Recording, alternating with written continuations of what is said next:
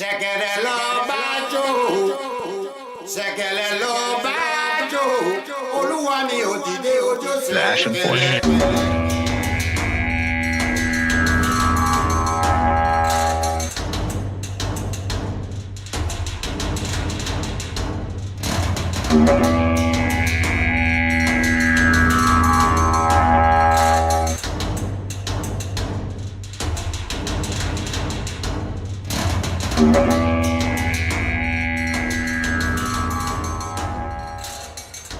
Ashen's The Ashen Forge. Hello and welcome to the Ashen Forge. I am Phantom X, joined as always by Diggs and the legendary Neurotoxin. And we have a special guest today, as announced last week, Gasoline Dream. How you doing? Doing well. How are you? Doing pretty good. Excited to have you on. We always love having guests on, so always bringing in new viewpoints. So, yeah. I just have to say, I for some reason paid attention to the visuals of the intro for the first time in a long time and noticed baby Phantom X. Yeah. No, there have been pictures. Like I've seen people put us then to us now, and all of us look. Mm-hmm. Actually, Neuro, you probably look most unchanged, other than your hair being cut and your beard. So, anyways. Yeah, I mean, it's definitely become a lot more apparent that there's like a battle to form a landing strip up top here, but there's still something going on. It's still poofy. Yeah, but it is good to have you on. And so before we start talking about Ashes, actually, shoot, I don't want to get Phantom. If you've got a script or whatever, I sure as hell do not. We're just going to chat. All right. Well, then, before we get started, I was going to say, Gasoline Dream, if you'd like to tell us about what got you into, otherwise, how you discovered Ashes of Creation, and what is it that's appealing? What sort of games have you been playing recently? That sort of stuff. So I'll just, leave it open for you there, and whatever, go for it. That's great. I appreciate it. So I got into the game a few years ago. How? I don't even remember. I just started following. Maybe I saw a monthly update. I don't know. But actually, this show was the first one that I started watching out of anyone that had made anything, and I was fascinated because this was a few years ago, and I looked back and I saw that you see a number on a podcast, you're like, oh, okay, maybe they do it pretty, and it's like, no, it's been once a week, and it's been going for years. And so I started watching some of the ones and went back further and further, and then I was like, wow, this is commitment. This is incredible. So I would watch you guys and just sort of check in, maybe miss a week or two, and I would watch some of the live streams and stuff, and then got into it more recently, and really started doing a deep dive on sort of the history of the game, and um, the history of how it got brought from the Kickstarter, really going back in, and I just became fascinated with the story. I think it's one of the most interesting stories in probably gaming that I'm aware of right now. Is just the evolution of this project, and I wanted to take a moment, and I appreciate you all having me on. I wanted to just take some time as we're going into Alpha 2 to do a little bit of a look back and talk about maybe some of the things that pleasantly surprised by at this stage, some of the things maybe that haven't gone exactly how we thought. And I would love to get sort of your perspective on some of the things that I think were sort of pitfalls that the project hit, and how you responded to them at the time, and maybe if you feel any differently about them now. The big one, of course, being APOC. I'm fascinated by APOC. I don't know how that was allowed to happen, and and everyone was okay with it, seemingly. But Oh, I don't know I about that. I would love to know, looking back on it now, what is that time period where you have Steven and let me give some context. Like I don't think this is a scam. I'll say this right now. I think that the game is real. I think it's gonna come out at some point, and I think everyone is doing their best to make the game. Um, but it's a little wild to me that um, that Steven got the funding to do this to begin with, having no experience like making anything ever. He came to people and was like, "Hey, would you give me money to make a one of the hardest games to make?" And then people did it. And so, with you being Kickstarter people, I would love to know what sold you on Steven's vision. Why did you buy in initially? And I know, especially in Phantom's case, you had a lot of people. You increased your amount that you bought in Mhm. over time. So your conviction, you've doubled down on that conviction. And so I would just love to hear like what it was that convinced you that this person who had never made anything before was going to be able to do the thing that no one else can do. I have a question. I have a question for you, real quick. Since you mentioned APOC, did you come in after APOC? Oh yes, Okay. significantly. Yeah. All right. Okay. Cool. I came in, I think it was after like the UE5 reboot. Okay. Well, Phantom is number 3 on the Kickstarter, so let's start with Phantom on what sold him. That was easy. That was all nodes. Kickstarter video. I'd been following since 2016. So late 2016 is when Discord kind of started happening. That's when stuff got announcing about Kickstarter. We have all been looking for what we have called, or Neuro has called in the past, a meow. So a multiplayer evolving online world. So something not wowish, basically, something where the world is actually changing. And so, my opinion remains to this day that nodes is probably the best chance for that at this point. I think that's a tech limit at this stage. I think over time that will improve. But as far as what we have right now, it's just when Steven, started talking about nodes, it seemed like the best chance moving forward. So that's really what sold me. Honestly, the idea of Steven as a producer or creative or sort of head creative didn't even enter that thought at that time. Oh, it's fascinating. Yeah, they had other people already, right? We had Jeff. Actually, was Jeffrey Bard there? I think he was there. Mhm. Yeah, he was I there think at so. Kickstarter. Pretty sure he was Yeah. super early. So at the time, well, granted, at the time, actually, if they had like 12 employees, like 10 of them were artists, but they had people around him that were tried and true in the development world. So it wasn't really so much could Steven make it. It was more could there be funding to bring his thoughts to fruition or not. And of course, over time, it's sort of changed to where now Steven's kind of the head creative person behind it all. When once Jeffrey left, and so that has, and I think how people view him has also changed because of that. There really was a time where he was not necessarily the main creative process behind this. He was part of a collective. Well, his lore digs. I mean, I don't mean that in a slight either. I don't mean that in a negative way. It's just there were other people there, kind of helping out, and so that's what brought me in. Yes. I would say specifically, most of the devs were from Daybreak, and many of them were from EverQuest. And actually, I don't know if you watched our way past episodes, but we really came together with following EverQuest Next, and then Revival, but EverQuest Next. So for me, just to sneak in for a little bit, one of the things that uh, made me feel okay about backing was so many people from EverQuest, and Nodes is similar to, it's like a watered down version of Storybricks to me. Um, and so Daybreak and the EverQuest devs were kind of what sold me on, being okay with, I think they can do that because they've got, some experienced people.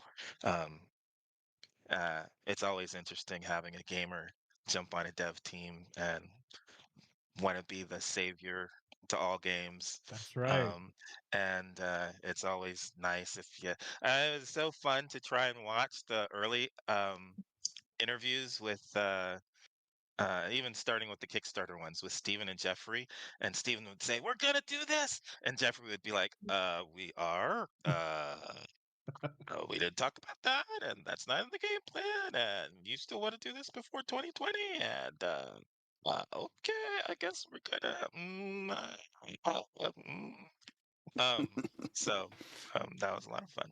Anyway, that's just my little Yeah, side note. early on, we would laugh and joke because Stephen was sort of the if anyone asked a question, the answer was yes. Right. There wasn't like a Right. we It got to was think about everything that. to everyone. That definitely has changed over the last 2 3 years, but and I think for the better for them.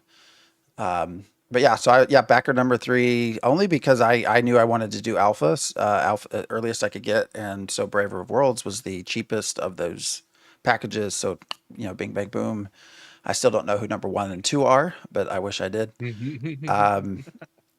Yeah, and then over time I have upgraded.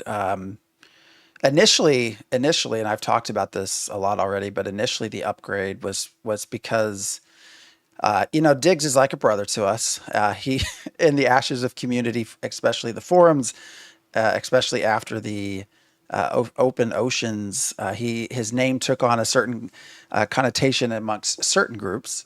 And so I thought it would be absolutely fucking hilarious to just create an NPC named Diggs that looks like Diggs and put it in the world.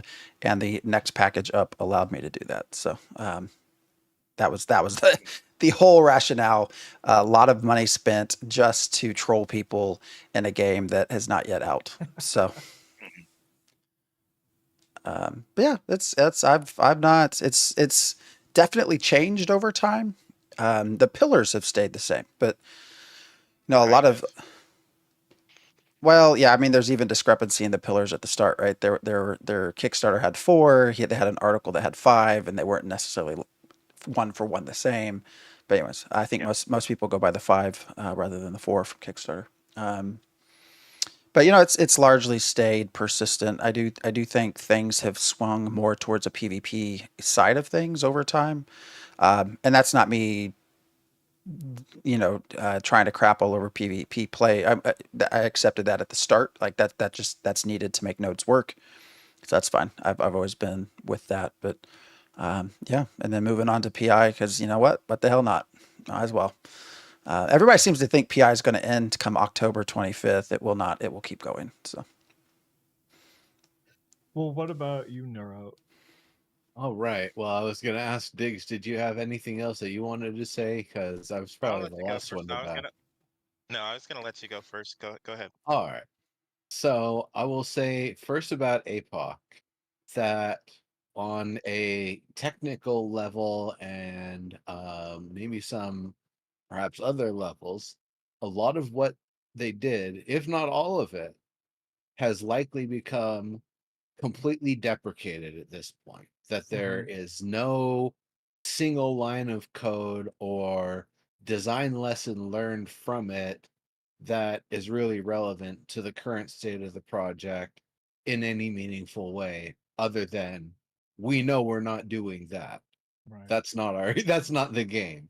There's like that So one wall, right? The one wall ability that we've seen. Well, I yeah. think he's just talking about in terms of stability and networking and all of that stuff. It's Yeah, what they a were little talking bit of everything. It's the technical stuff, it's the actions, the gameplay of it, the objectives of it, what the narrative goal of it was and how it was, it was interesting as a representation of how some people seem to have to fight to the last one to be able to go through the portal or something.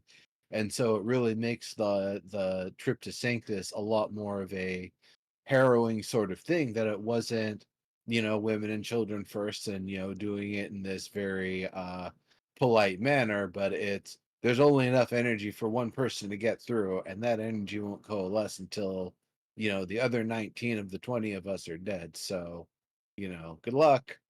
So about. that's Okay, well, that's one other sort of thing just on a narrative side that I even wonder if it's fully deprecated at this point. Now, I did want to correct something. Meow is still a compromise for me. Like the full global world scale game master, dungeon master that doesn't actually need human intervention and human direction to host fun and meaningful events for players at all levels all across the world. That for me is like the goal.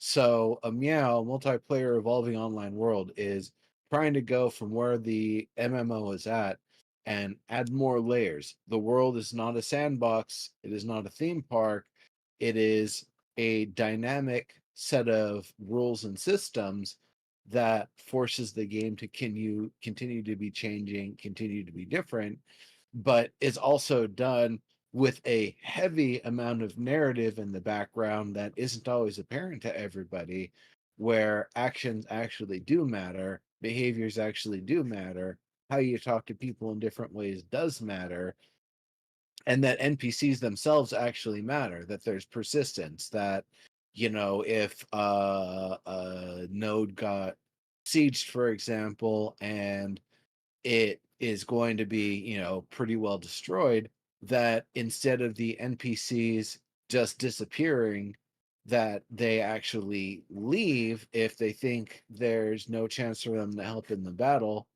or they stay and fight even knowing that they're not going to respawn like the heroes do if they end up dying.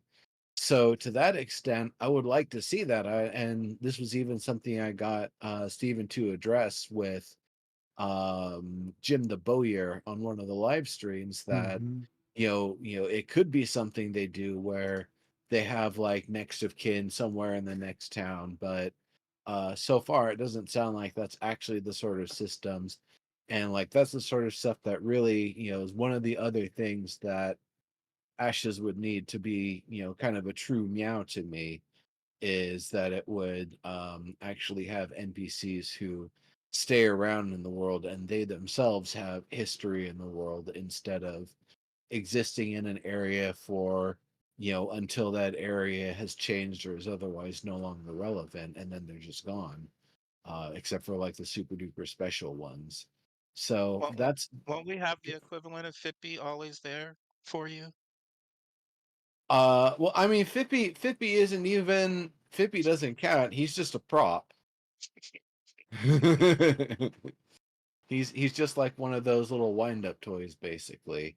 But the other thing to say how I got into it, mostly because these guys were talking about it. I mean, my money was definitely on Chronicles of Valyria. I felt like it was closer to the Meow systems I was looking for.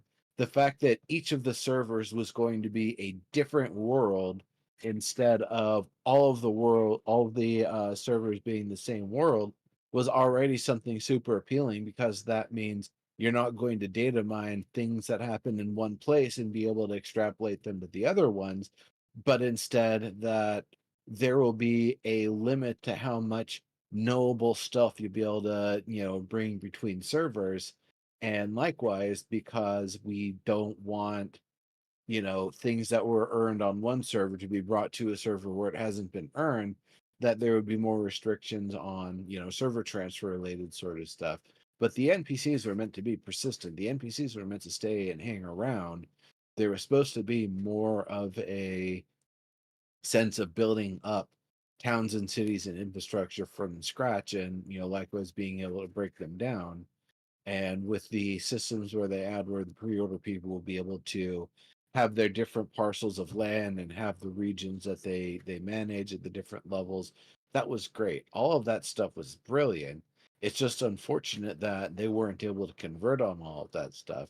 So while I was so enthused and enthralled with that, I didn't realize the potential that Ashes had, because I didn't think it was really going to be that much more dynamic. It's like, all right, well, you've made it so you can knock down Orgrimmar and build it back up. That's kind of cool, but I didn't really fully take the time to understand and interpret all of the systems that were really meant for it.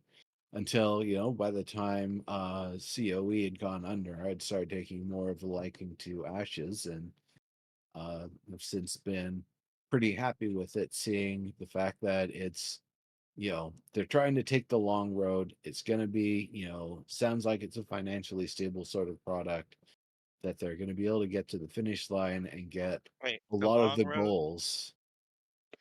The The long road? Yes, the long road, instead of trying to shortcut things and crap something out. I mean, before 2020 is not the long road.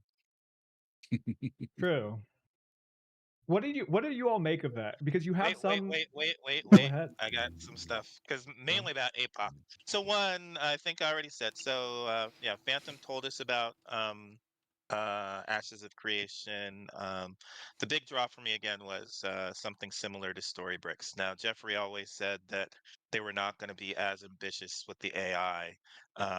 But so one of the things for me with EverQuest Next was I had just realized with World of Warcraft that I basically finished Cataclysm, and then I had Miss Pandaria on my shelf, ready to be opened, and I was like, I'm tired of this treadmill, the end game treadmill, where you get to end game, and I don't Mhm. uh, like dungeons and raids very much. I don't like just going back and doing the same thing over and over and over and over and having the same battles over and over um, for Biskier. Yep. That Just to um, watch number go up. so yeah, yeah. And I'm really playing for story. I'm playing for the quests. I really want to ever quest. Um, and so I was like, yeah, I might be done with MMORPGs. I just actually finished. I did a Cataclysm, and then I was in the alpha and beta for Neverwinter Online. Uh, got to release, got to max level and release. Then it was time to test the next expansion, and I was like, ah, so it's another endgame treadmill. I think I'm done. And then I heard about EverQuest Next, and I like this idea of environment can come in and change things. You can have earthquakes, or you can have monsters come and attack. And I really like the idea of being invested in building your city. Right, your Mhm. city is not always there, and I think, yeah, even in terms of PvP. Um, right. I'm going to defend my city, and I don't care who's attacking my city. If I've built the city, I'm probably going to defend it. And even though I'm an explorer first, and I might be on the other side of the world, if I find out something's happening to the city that I built, Right. I'm going to race to get there as fast as I can to defend it. Probably. I don't really like PvP. I don't like combat, so I usually avoid combat, even in D&D. Um, but one of the things that I do like to do as the hero is to defend cities or defend towns. And I like to do that for about an hour out of an 8-hour game session. Um, so something that can get me to PvP, like, hey, I'm not really out for PvP's sake, but if that's a part of defending the city, then yeah, I can be into that for about an hour or so. Um, so this idea of building your city and that causing change, that's what got me into EverQuest Next. And the nodes is something similar to Storybricks. I think that is something that's going to put an end to the end game. But all that's what got me into Ashes. APOC. The thing about APOC is the purpose of APOC was to get a bunch of people playing in the world environment, and so that they could get a hold of um, networking and getting masses of people, and having stability with masses of people, because um, that's the primary draw for Steven. What Steven really wants is this super massively multiplayer combat. And massively multiplayer to him means 250 against 250, or if you can do 400 versus 400 or 500 versus 500. That's really what Steven wants to do. Is he wants to have these massive guild wars or massive siege wars. Um, and APOC was a way to start testing getting these stability for these massive groups fighting each other. And the quickest way to do that is just to have a bunch of players come in. You've got your little BR wall that's going to come in, and you got 20 minutes to jump in and play. Um, that's the quickest and easy. You don't have to worry about building your mobs. You don't have to worry about AI. You just drop down some weapons. That's a quick and easy setup. So that's the whole reason why they did APOC, is because it's the quickest and easiest way to get combat. Landmark did something similar. They drop stuff in, you pick up your weapons, you go in, and you just fight each other, because that way you don't have to worry about programming AI and making sure that the pathing is right and all this stuff. So that's the impetus behind APOC. Um, Now they've moved away from it was a way to test sieges. It's a way to get a little bit of the rogue kits and stuff like that. You can do that with your weapons or whatever. But um, how much of that is going to be relevant now that they've moved up to UE5 and they've done shards and all that stuff? Probably a lot. But I think they learned a lot. So I think they probably, in terms of relevancy, I think they learned a lot about what they're hoping for, and what they want to see overall, and whether or not I, they use any of the tech. Um, but who knows? Go ahead, but to Fanta. Neuro's point, like none of that code came over, like none of it. And you know what would be really interesting? We couldn't do this because we don't know the internal roster. Would be to go back to the The start of people. APOC and see who's there now that were there then. You Because could just look at I, the I Kickstarter think a lot of page them of the still. people who were on the Kickstarter page too, and you just go yeah, through and see which ones are retained. I mean, you've got a lot of the core people aren't there anymore, right? You have Bard's gone, Bacon's gone, a lot of the lead devs. There are Matt still some who Broom. are there, Matt Broom is gone. Yeah, but there's this quite a is few. this is what I find the most fascinating. And I have more thoughts on APOC, but we can work our way there because there are go things at for the it. beginning that I want to talk about too. Is Mhm. the idea that just fundamentally the model of Kickstarter, making a game through the Kickstarter, your I am a little worried about that model in general and how it can potentially lead to um, someone who is a negative actor exploiting people. And I want to be explicit here. I do not think that is what is happening here with this project. I do, however, think that there is potentiality for someone who has watched this project to look at it and be like, okay, I could make different choices and I could get away with a lot. So I wanted to initially talk about the jumping off point of the fact that you are giving money to this project. You're giving money effectively to one person. This one person has a team of very skilled people around them, and they are buying into this vision. But ultimately, I mean, we're years down the road now, and we would hope that those people would stick around, but ultimately they're not. No team is going to stay together forever, and an MMO is a very time intensive process. The first thing that strikes me as very strange about this is the by 2020 deadline. And so, as people who have knowledge of the game dev process and know that that is pretty much on its face a crazy statement to make, what is it that this, in spite of that, thought, okay, well, I'm still going to jump in, basically, like, because I assume you had your doubts when those kind of statements get made, but like, I guess, what did you think of it then, and what got you past that? Well, I want to start off by saying that any game has a high potential to become vaporware. So that's just it going in. That's just basic game development. Um, Live service games more than anything else. An indie game, it can just be one person hacking away at it as a passion project for 10 years and it'll eventually release. I've seen and followed a lot of them. They're great. What is it? War Fortress Guinea is one of my Pig favorites. Parkour is one that I've been following for a while. It's gonna be probably a short game when you actually play it, but the amount of passion that dude's putting into it and doing like real legit classic animation, hand-drawn style animation, it's great. Plus it has like this, trapper creeper sort of aesthetic to it. So I love it. Is it I finished got yet? No, I still get updates, but that's one of the things where a live service game is one of those things where it has to release and then be continuously playable. And if it doesn't get to that point, it just gets buried and it's done. Rarely does an I MMO get revived short of like emulated servers. Sorry, Diggs, I keep cutting you off, no, my that's fine. man. No, Go no, ahead. no. I was cutting you off, so that's fine.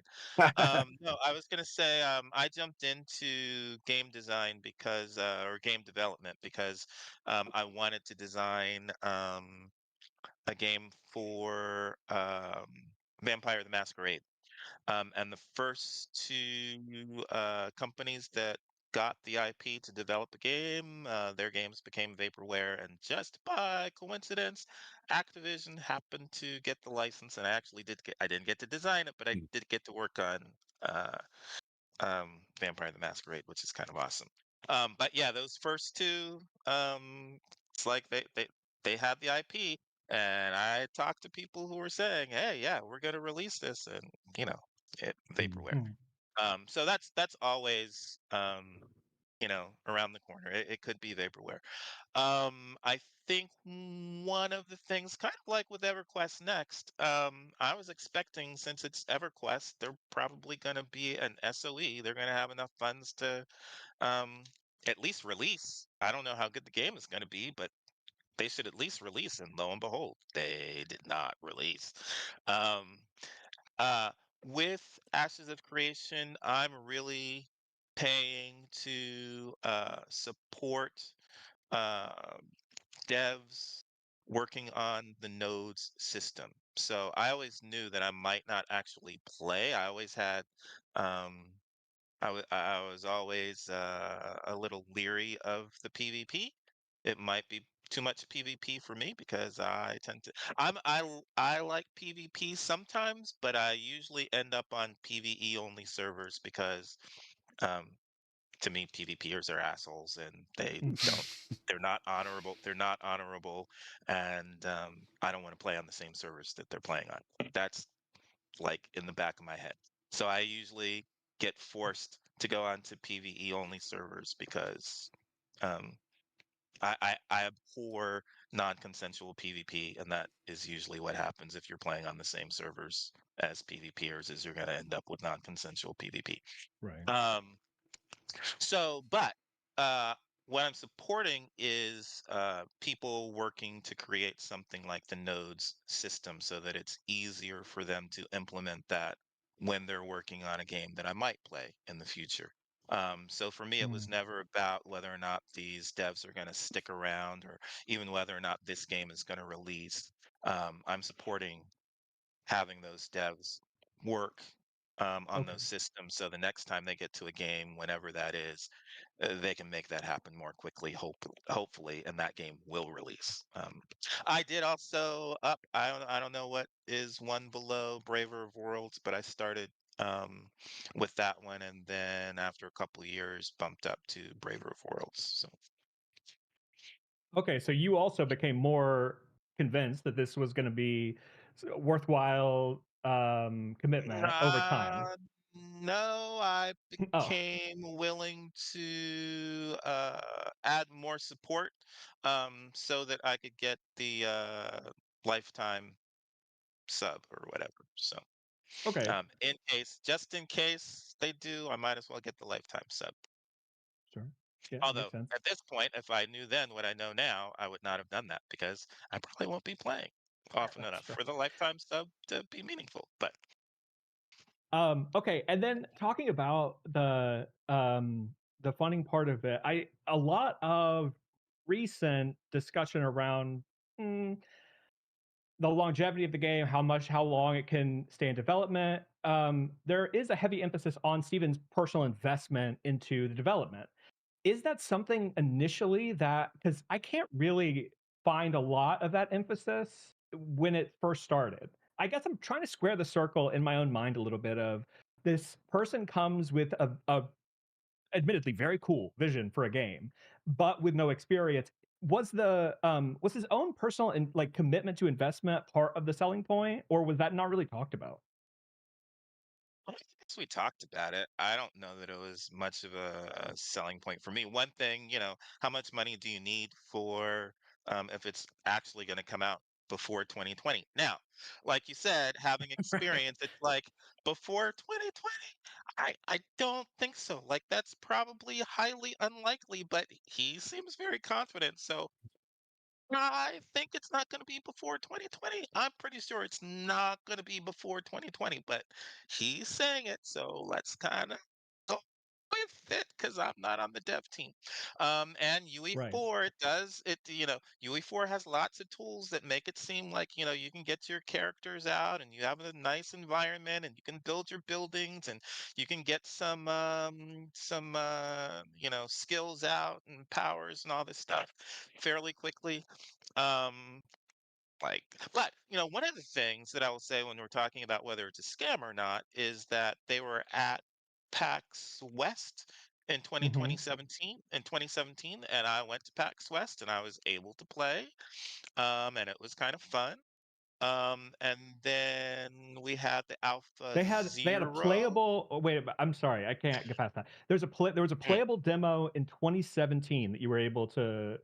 What did mhm. that look like? What was that like? APOC. uh, That's what Was it it looked just like. APOC? I mean, visually, right? Art. Yeah, okay, maybe, but I'm thinking about skills. No, I mean they had a cleric, a tank. I was a ranger, and a mage. So I think they had four archetypes there that you could jump in and play with, and it was fun to run around and play for a little bit. And then they had Alpha Zero, so about a year later or something. It was like for a while you could get in and actually play in the game for about once a year up until play something up until 2021. Hmm. After Alpha 1 that ended. So for me, one of the um things that would make me feel better each year, different from what's the one we always Star Star Citizen. Star Star Citizen. Citizen, yeah. The difference is we could jump in a little bit more often Right. to play than in the early days of Star Citizen. Um, so that was a nice thing at the time leading up then. And we had Jeffrey Bard. I think I was more on board with Jeffrey Bard's vision than probably Steven's vision as I think about things now, but yeah. Hmm. When do you see the? Oh, I want to ask the question, And but it and jumps too funding far forward. But oh, go Funding, I ahead. want to say, Steven said at the time with before 2020 that he had it all funded and Kickstarter was kind of extra. Okay, so it And was so, part of the selling point. Was the idea I mean, that it was if he there. needed to, he would bring it across the finish line. Yeah, yeah, yeah. Or viable Um, product. mhm, That mhm, is the mhm. Oh, wording. what do you mean? What do you mean? He would just. If you watch the Kickstarter video, I believe he uses the word, we have funding for a core, I think it's core viable product is what they said, as the language Something they like used. that. Mhm, mhm. I don't know. And I don't know what that means, but I imagine just a basic game, right? And then you look, and then Kickstarter, all of the extra stuff being on top. It's how I and interpreted that. I don't know, but my feeling is that a lot of the funding is from family. Yeah, I So mean, it is interesting on that part of it. But so I wanted to ask about the one that you played, and I guess the Alpha Zero too. Were they were MMOs? Or did it play like an MMO? Because APOC is like a fundamentally it's a different game, right? It's like it's a battle we are. royale. Yeah, yeah, yeah, It's yeah. so, but in the other things, the other vertical slices that you would play, those fundamentally like played out like an MMO. Yeah, I Alpha mean, you had 1 felt like an MMO. It felt like it was yeah, designed like an MMO. The UI was like an MMO. The combat Okay. was like an MMO. The questing, like by and large, it had just about everything that you would expect to see in a modern MMO. And the plus one, I would say, is there could be some variance in which places get built up and what NPCs you may or may not see as a result. which got played around with a little bit through some players' considered efforts during some parts of the alpha process, especially because there were a lot of wipes, so there was a lot of room to experiment with that. But it was by and large so just classic MMO style in most of its presentation. But even with that, it was fun. It Well, was fun. specifically MMORPG, and the slice that we could play at the demos for PAX West, and Alpha Zero were multiplayer online RPG, Mhm. not massively multiplayer. You could have a few people in. So with the PAX West demo, you basically had four, one of each primary archetype that they had available, which was four, I believe.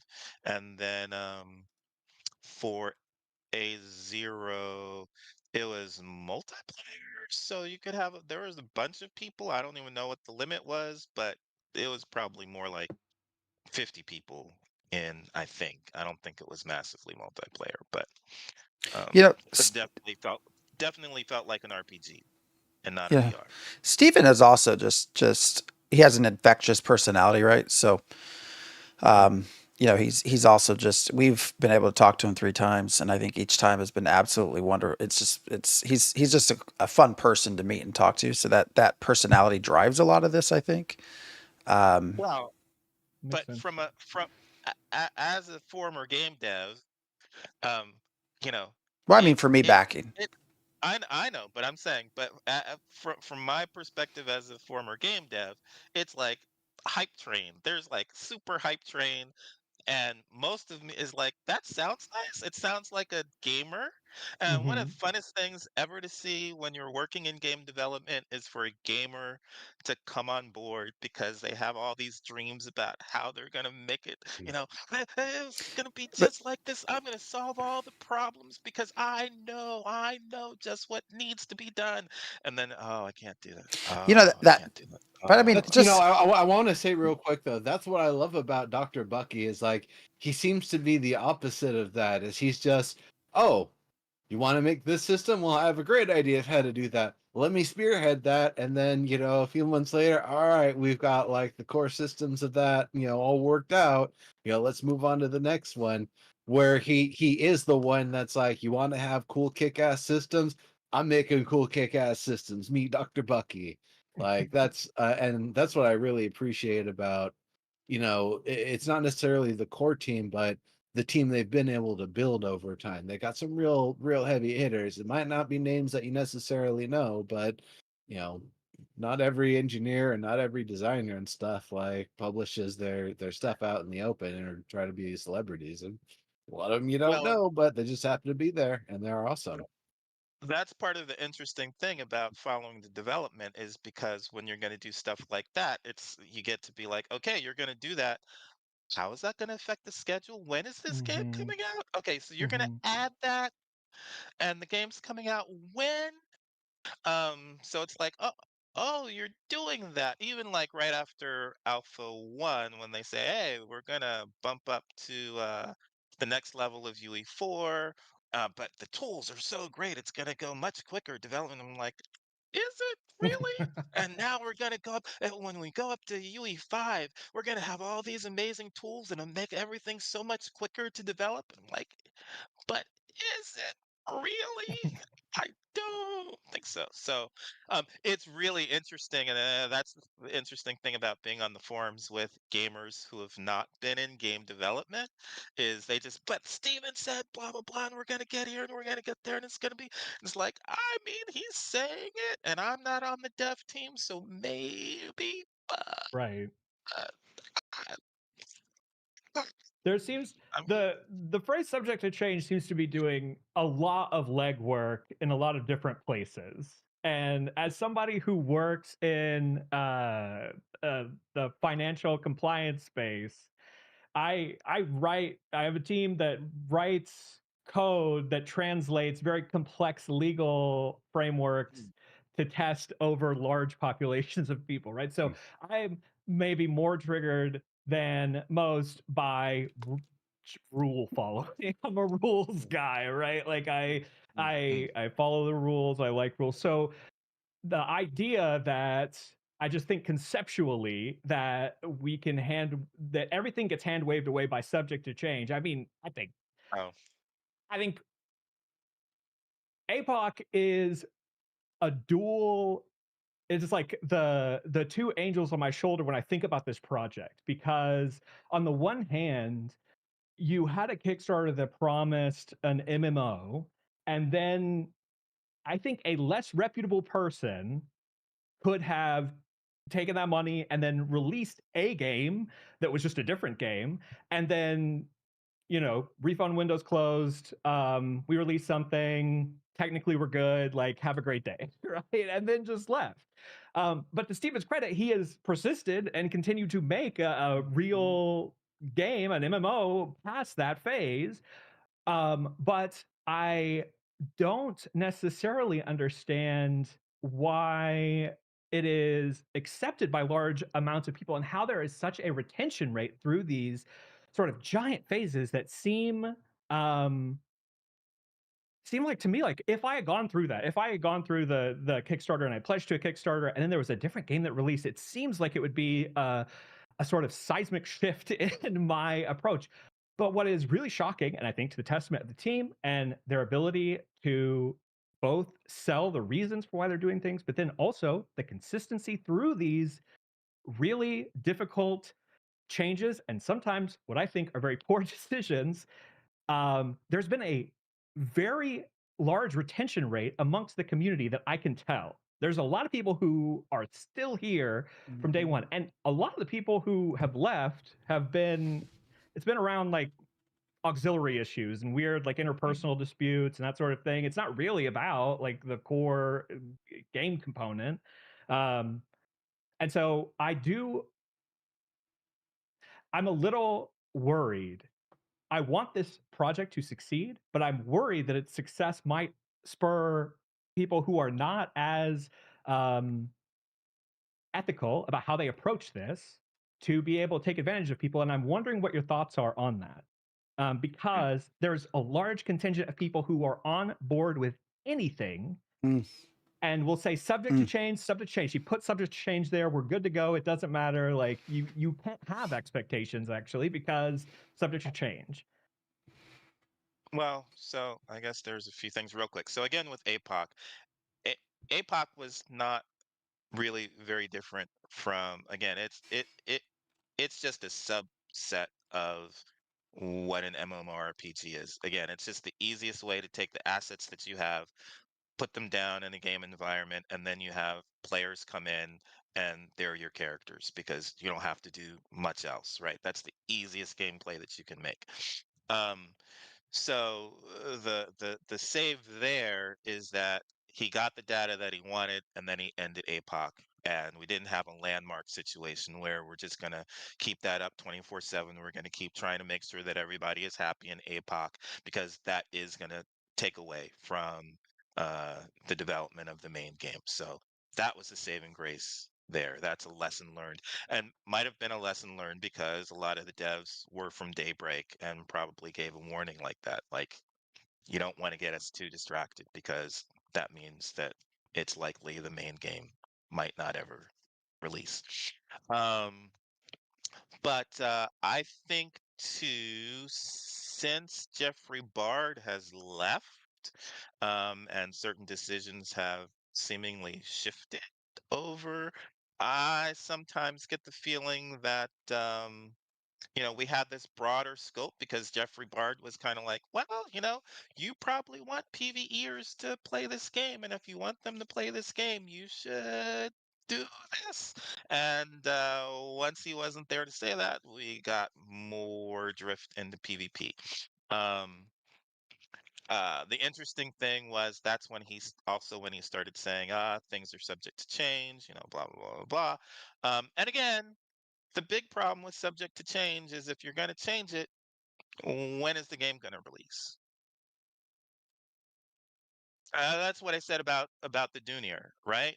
Oh, okay, we want to go with feedback, and hey, we're telling them because of Alpha One, we're telling them we want much broader, much bigger. They should be up to chest height instead of waist height on humans.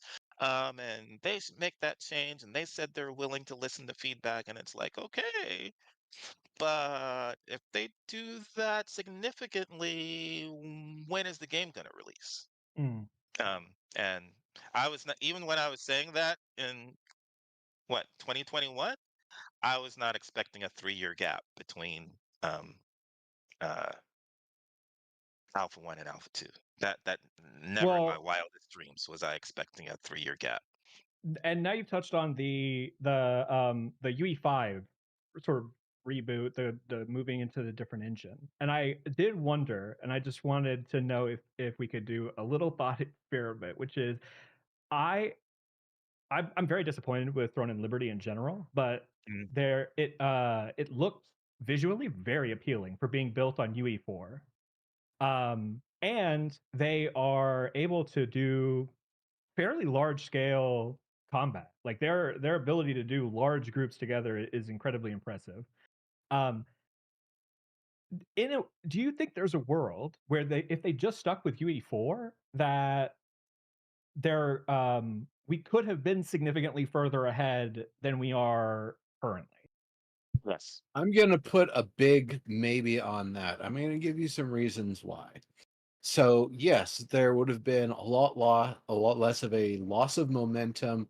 They would have been able to continue the momentum that they had and been able to stay the course in that way. But I will say this as well. One thing that will often happen multiple times during the course of a project, especially a long project, is there will have to be a set of people on the team that are assessing what the upcoming builds of the engine are, what features they offer, and making essentially a price value sort of assessment for whether or not it's worth it to upgrade, whether or not it's time to upgrade, whether or not there are any seemingly critical blockers for any of the teams where a feature in a newer version, or ever so rarely even in an older version, actually allows them to move forward with whatever it is they're having the issues with. So to that extent, I can understand where, not even talking about Unreal 5, just within Unreal 4, they may still have had large delays updating version by version as they needed to. Now, that said, it sounds like there are actually features exclusive to Unreal 5 that they are using and making a lot of good use of, things that help speed up development in a lot of ways that allow for more collaborative work so you can check out more smaller and specific units to work on and then merge back in, rather than, oh well, I've got this entire chunk checked out to make a few changes, therefore you can't touch that chunk in any of its layers or anything whatsoever.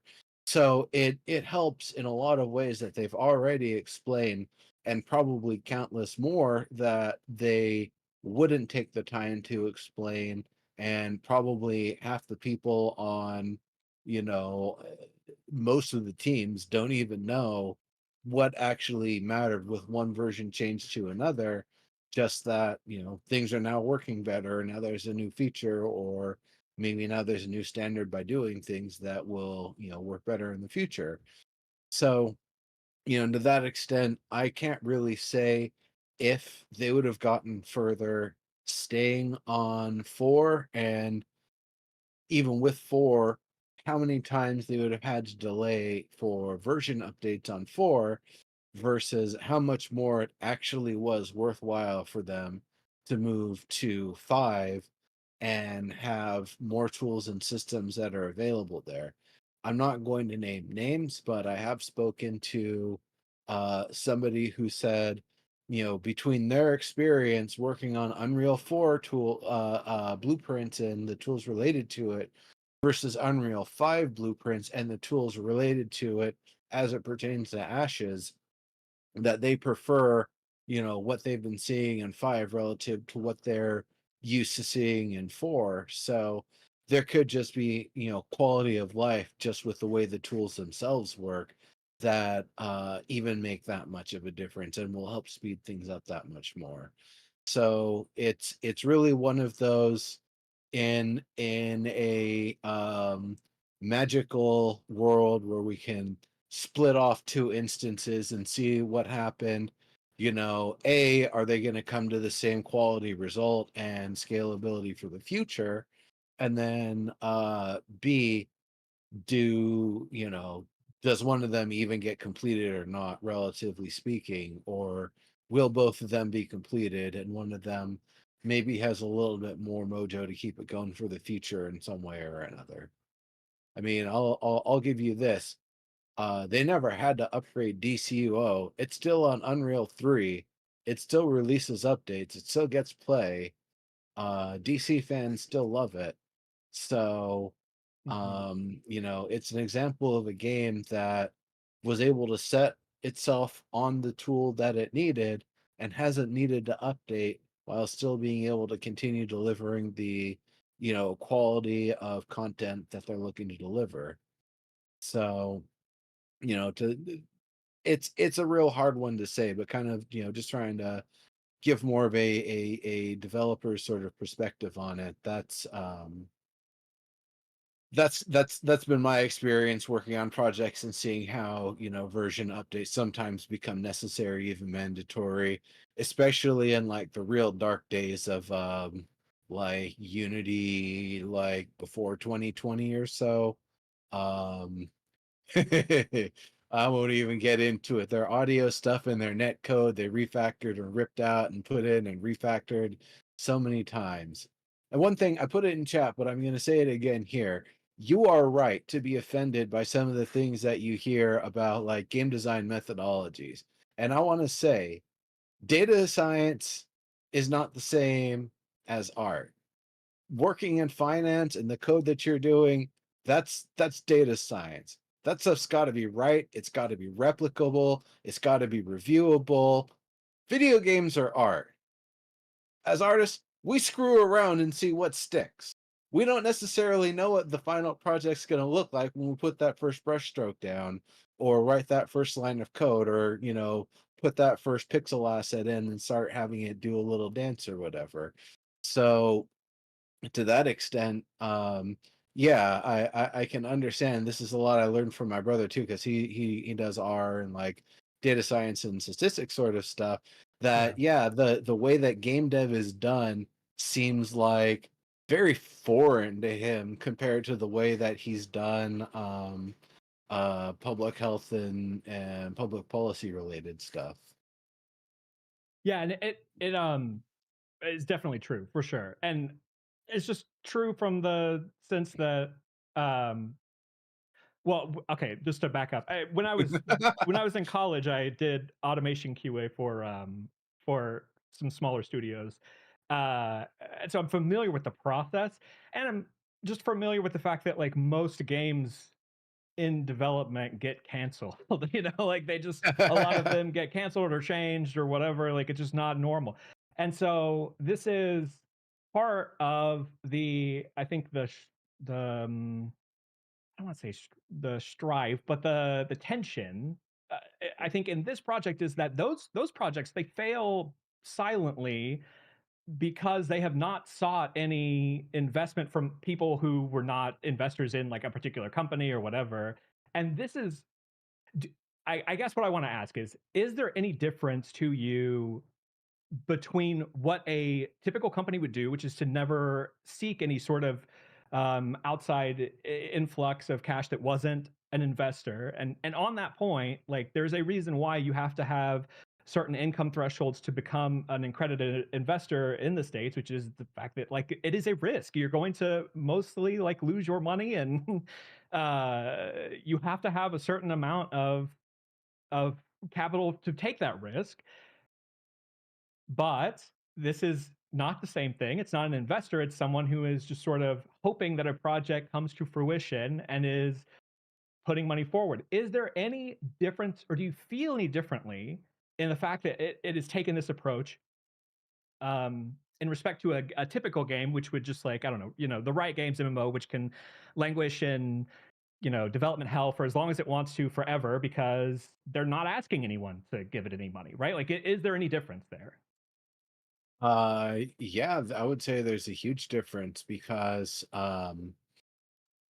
there's a lot that you'll lose over time, and the more hands that rotate out onto the project, the more of it's the brain drain sort of thing. I refer to it, and in particular to Bungie and Destiny 2, that all these layoffs that they've been having, they've been losing like legitimately apocryphal lore for how to make the Tiger engine, the Halo 1 engine that they've continued to upgrade over the years, how to make that do the thing, that they've lost people that know, the secrets. And so they've had so many layoffs. I don't know how many people actually even know all the stuff, or it's getting to the point where they're going to have to start slowing down the pace and relearning how everything works. And so, for something that's languishing and it's taking as long as it needs to or it wants to, there's like so many like factors of risk involved with it. The chances that it just doesn't get continued and just gets dropped, it's often easy to do when something's just on the back burner. That's unfortunately, I feel like kind of what happened with Revival, that one day Ilphonic was like, well, we don't have enough money to fund Revival, so see you later, everybody. You two can get the rights back to your Telesin IP at least, so cool on you guys for making that. But I think it's a bit of a different thing when you've got this constant momentum and you're constantly working forward towards a goal and towards an objective.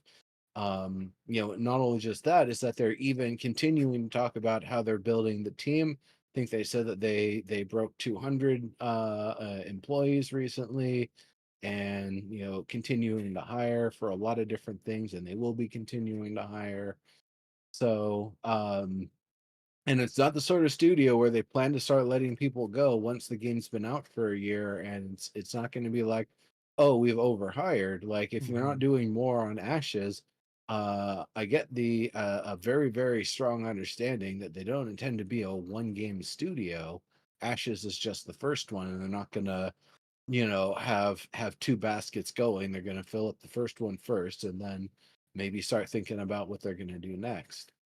So, kind of circling back around to the idea of a triple A studio taking as long as they want to develop an MMO.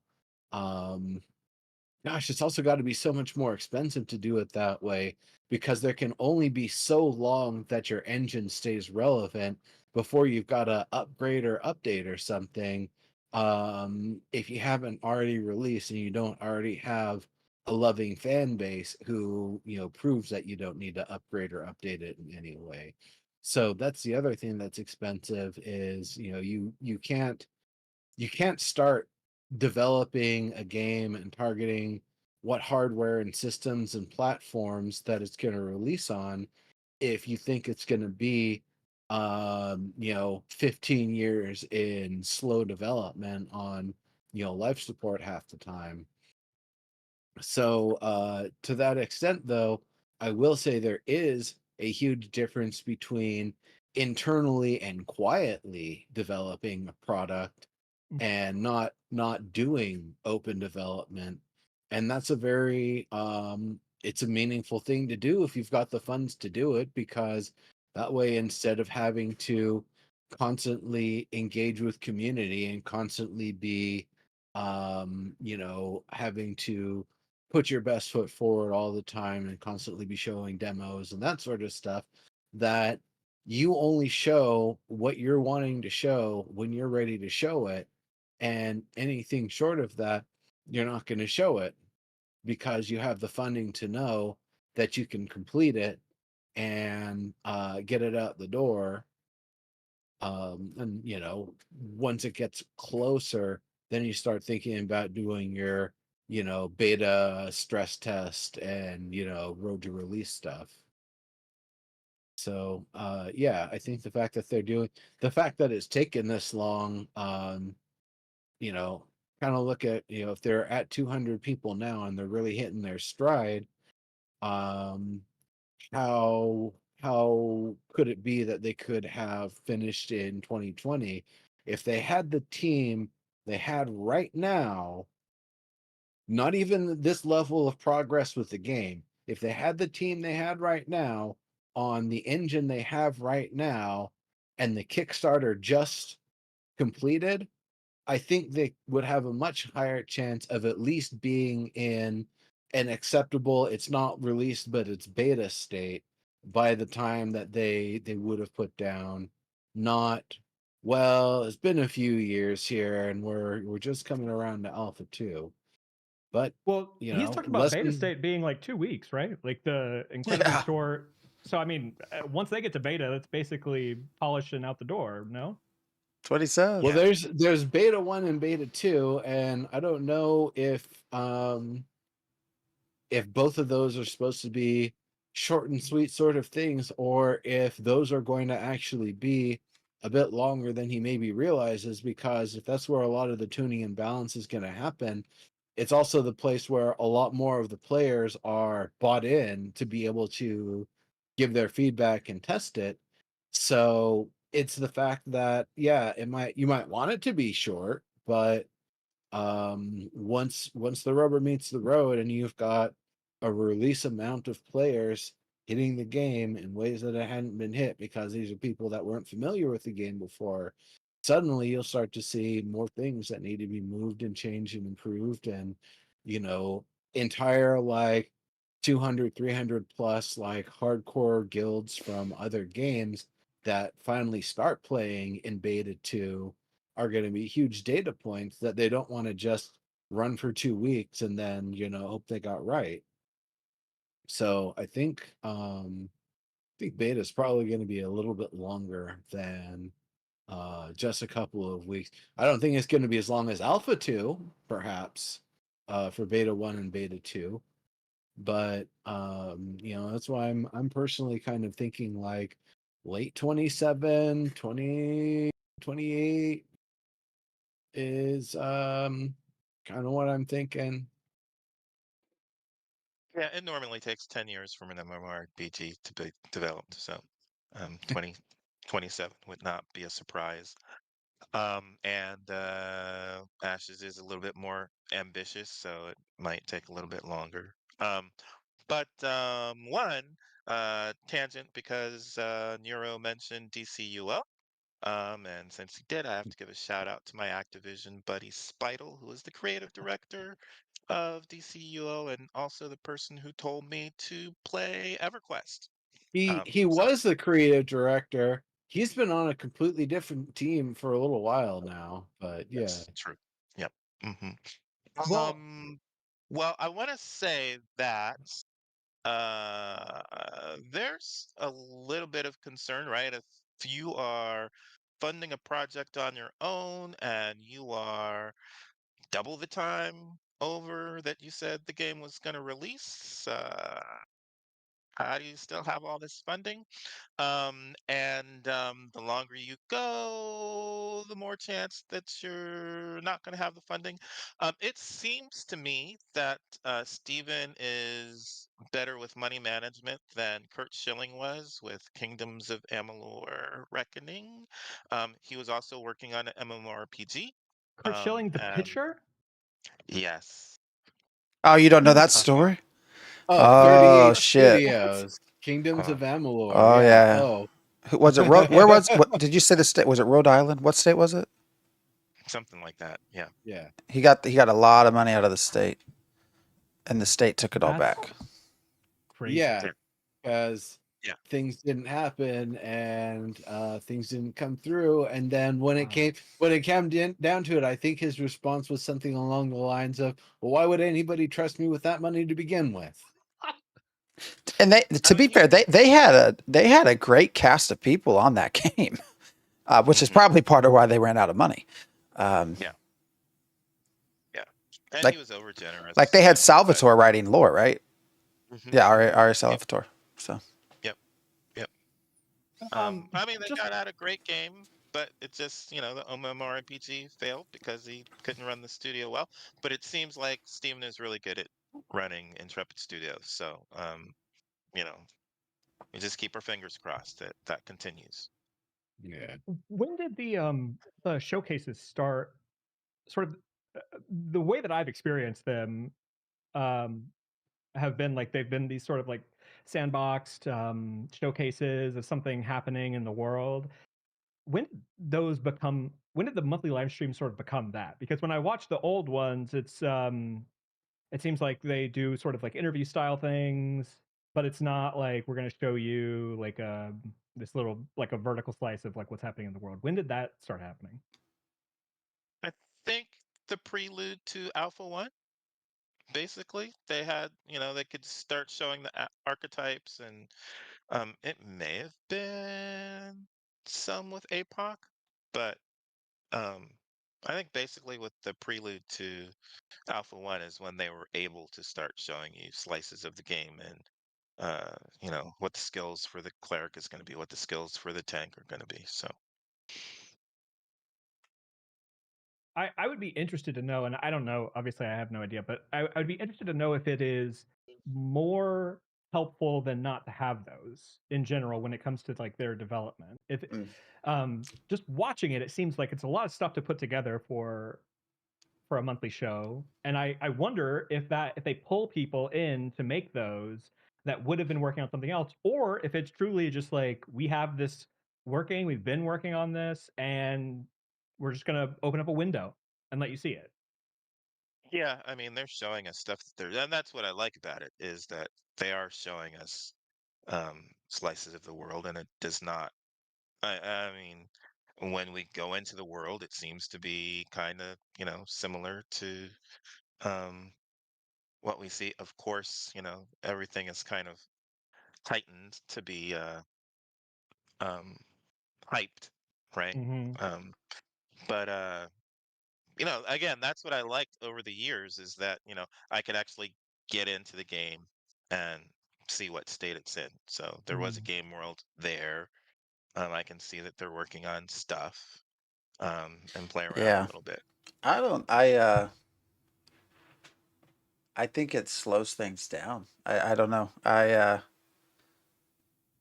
That's what my think intuition says, is that they must be pulling in people because it's not it's got to be some polished version of what it is, right? I think you guys know it would if they showed what the like if it just dropped in, it's like what we're working on. There would be like a bunch of issues. There would yeah be dropped. I mean, they're making something that is sort of like a presentation style version of the thing that I they're mean working on, I right? can So that's got to be time consuming. I my one Yeah. hope is that as they go into Alpha 2, they drop this. I wish they go back to the version that I saw the first iteration where it's more just like let's walk through what's happening. yeah We'll give you like a good rundown of like where we're at, what's coming up, like that kind of thing. But it's got to be pulling devs away from getting the game made, right? I mean, Yeah. some amount of I, time. well I I I will say this has been my experience working for a studio that did a lot of demos at a lot of conventions and trade shows, is that there gets to be a period of time where the trade shows aren't going on and you can do a lot of really good development. Then when the trade shows start coming around, you eventually have to start cutting builds and breaking features so you've got a demo you can present.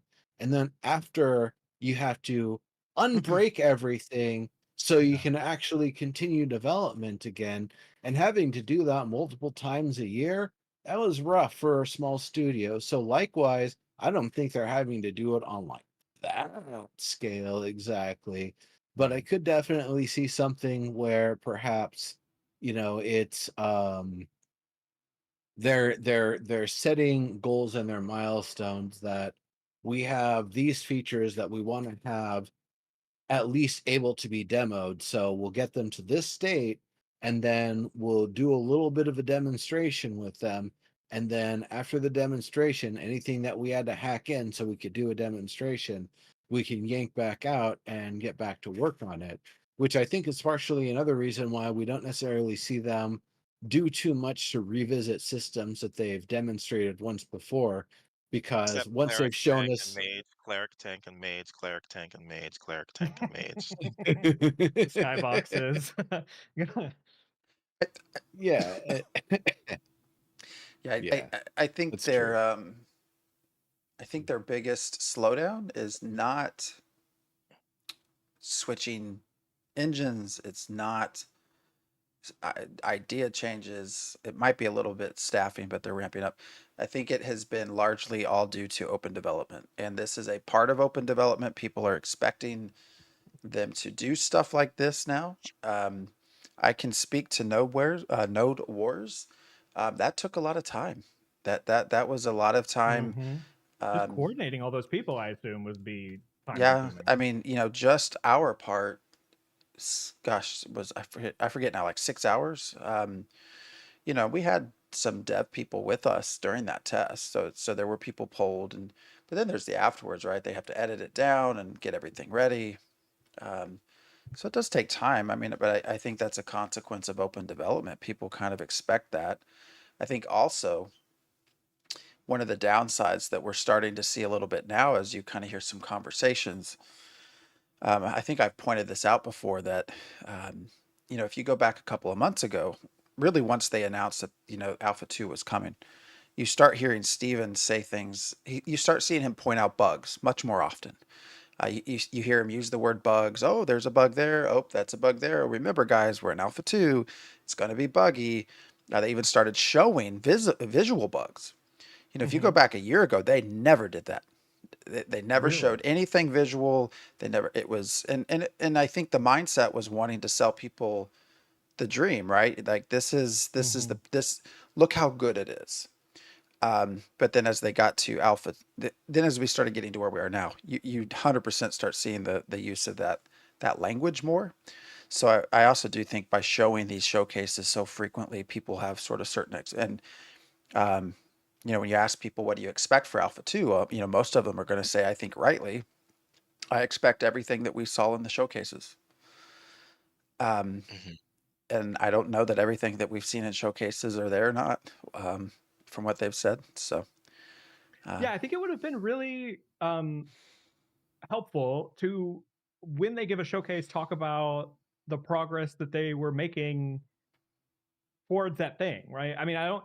Maybe no one expects like the implementation of the entire caravan system, like enter between all the nodes, like having it hooked up. But just talk about like here's where we are. This is our vision for how it should work, and then which we get that part. We get the this is the vision for how it should function. But what we don't get is the and here's our progress towards making that. Like right now, we're having they don't really talk about like issues they're having, like things they're running up against, like ideas for how they're going to potentially overcome these. And like, I mean,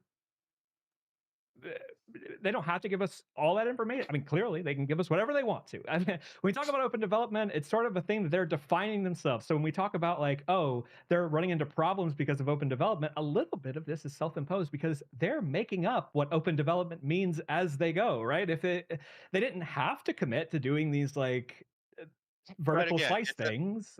again, it's the gamer's dream, right? This is what I want development to be like, and I'm going to be the savior, and I'm going to give gamers what they want because I am a gamer and I know what they want, and I'm going to do it right. Um, and then, even we're going to be transparent, and then, well, maybe we'll be a little translucent. We won't be quite transparent because that doesn't work so well. Um, Now, one of the threads that's been in the forums the past week or so has been the disappointment with the delay of 24/7. I think that's going to be in May when Alpha 2 is up 24/7. And some people are upset. because it was always said that Alpha 2 was going to be 24/7, and they were expecting that to be at the start of Alpha 2. But again, like I said with APOC, it's actually better for that not to be 24/7, because if it's up 24/7, that means people are going to be working to try and make that, you know, relatively smooth gameplay, that people can get in, that the servers stay up, that these major bugs aren't impeding testing. And the more you do that, the less time you have. I mean, you're talking about people working on these showcases. I mean, it's going to be even worse when you got the game running with I people in know. it Yeah. 24/7. So you want that to happen later rather than sooner. Well, what happened with Landmark doing 24/7 servers That's on what I'm six saying. on 6 week sprints, right? Like they would have Yeah. they would have a 6 week sprint, and when they would be ready to push something new out to everyone, they still hadn't fixed all the bugs from the previous Yeah. one because they're Yeah. running live Yeah. ops. Yeah. And so then it just sort of compounded itself all the way through. I Yeah. don't know. I persistent does not mean permanent. So I don't think whenever I was asked about persistence, I always said, I don't know what the hell it means. So I don't know what they mean by that word. Mm. I don't think it should be, I don't think it should be Well, when they 24/7 say anyways. 24/7 is, I mean, you know, yeah, it's the 24/7 part that gets me. I don't even care about the persistent part necessarily, but the 24/7 part, that should happen I way just don't later. see any good reason to do 24/7. Like Right. I just, Right. Right. especially right now, I don't see any reason to do that. I mean, Yeah. look at, yeah, Terra Dimensions New World. Look at PAX Day. Like they're running Yeah. 24/7, and they are Mm, basically in an alpha state. They won't call it that. yeah. They call it early access. Mm, Like they got almost no one in there doing anything. And yeah. what's going to happen is now I guess they could always pull a No Man's Sky and add stuff over time, and it becomes actually a good game. More likely than not, they follow the same path as like a Crowfall, where they get to beta, nobody gives a shit because it's already been out there and playable for 3 years, and people stop paying attention. So I don't know. But No Man's Sky was not in an alpha state when it came out. Yeah, True. no, So I know. I'm just using that as sort of I'm a, no, but I'm saying that's why they could do what they did, is because it I mean, it was mostly there. They just didn't have every single last feature that yeah. they really wanted, but it was still relatively fun to play. You're just waiting for some extra features. They didn't have every single one that they said they were going to have, but it was still fun to play. Um, which is different than being an alpha state. So yeah, you don't want to have the alpha up 24/7 in my view. Yeah, That's not a wise decision. and I don't have any opinion on how they go forward. I truly don't care. However they feel like they need to do it internally is just the way that they should approach it. The big thing that was a concern for me is, Diggs, you sort of alluded to it a little bit, but it was defined as 24/7, like specifically, concretely. It was defined as persistent would be 24/7 access to the server. That in those words, it was how it was stated, Hmm. right? So Hmm. I don't have a problem that they transition to a new way of approaching it. What really is off-putting as someone watching the process unfold is when they do not explain that this is a divergence from the previously established approach. If they just come out and they say, like, we are taking a different approach because of X, Y, and Z, I would be completely fine with that. It's when they make they'll often like call it clarifications. Like, we're making a clarification, and it's like, well, you're changing what it was that you had said before. It's not a clarification. Those are different things to me when you're talking about how you're approaching something. I I would have two requests going forward. It would be my only request, and obviously take them or leave them. But I would really like to not do these vertical slices in Alpha 2. I think it's a huge Mm. time sink. And when we make changes to how we're going to approach things, just say that we're making changes. And maybe if you're so inclined, if you're feeling gracious that day, give a reason or two for why we're changing.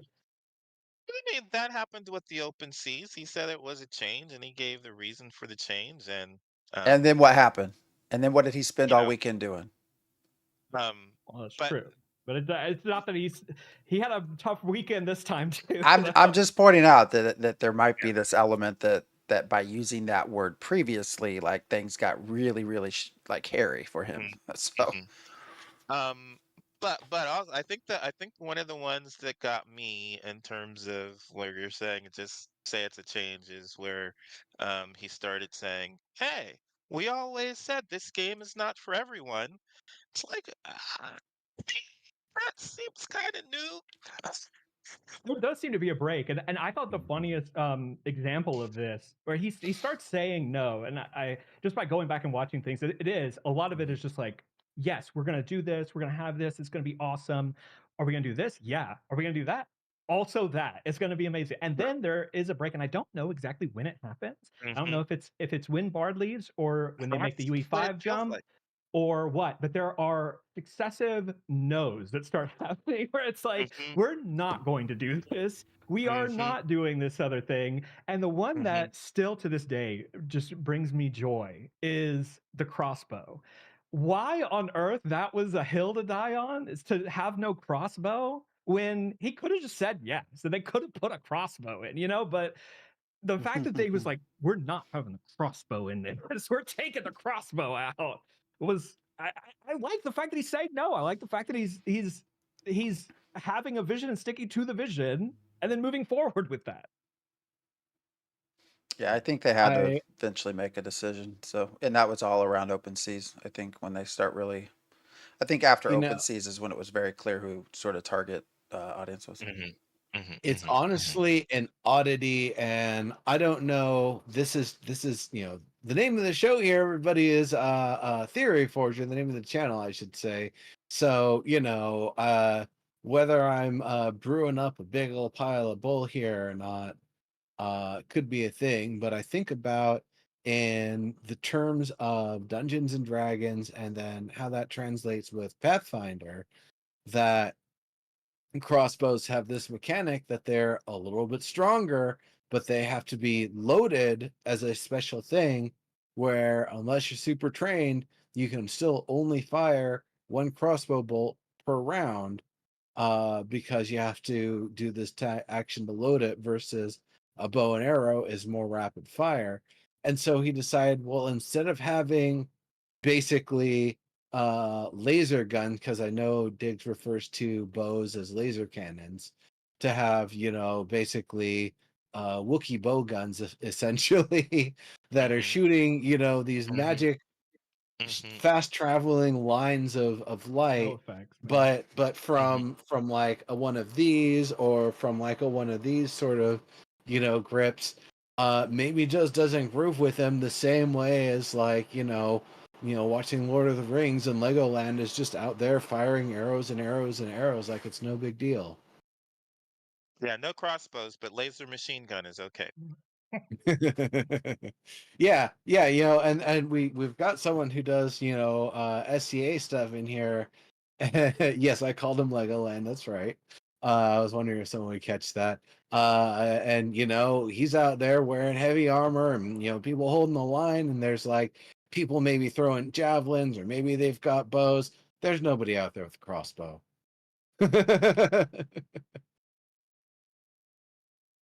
Those things take way too long, Future unless expansion. you're looking at the opposite side of things, and it's the those automatic crossbows that they had in China, where it's just a magazine that you just keep folding up and down. They're not strong, but they're poison tips. You can fire a lot of them. You just line the walls with dudes doing that. You might not even get the person in armor, but you'll get their horse, and once you create a horse pile up, they're pretty much stuck. We'll get them in Alpha 4. Mm-hmm. Crossbow DLCs. Mm-hmm. Mm-hmm. Mhm. Now, I would say, if you scale it up and you've got, ballistas on the battlements, and I feel like they even had those in Alpha 1, and, on the sides of ships, sure, that makes sense, because it's something that's so big, you wouldn't just be firing that same arrow with a longbow. it's, it's a big fancy thing, and it might have some like magic explosive charge in it too, because it's your fancy wall defense that you've upgraded. So it's not that crossbows don't exist, they're just not on the size that people walk around with. Just stick with bows. You just keep on firing and firing and firing those arrows. You have to worry about how many you fire. Magic quiver. Magic. Right. Well, they just decided arrow count wasn't something they wanted to have, players It's a great bother decision. with. Yes. I like when games have perhaps quiver as an item that represents the thing holding an arrows made of a certain style, but it's an infinite supply, so you have some way to add more variance to your bow. But if they don't have that in Ashes, I'm not worried. I'm gonna make the best bows for killing ancients and corrupted stuff, not quivers. I'm not making quivers, making If you bows. can't have a potion launcher, you can't have a crossbow. And potion launchers sounded like they were going to be more of a siege weapon anyway. No. Yes. Makes me think of actually golden axe throwing it in the way back. There were those the little riding dinosaur things with the catapults on it. I kind of think about that as like a potion launcher. Well, Potion. Why do you need to launch it? Just chuck the thing. Use that essence in your throwing arm and chuck the damn thing. we say all this. I do want to throw again my thing out there.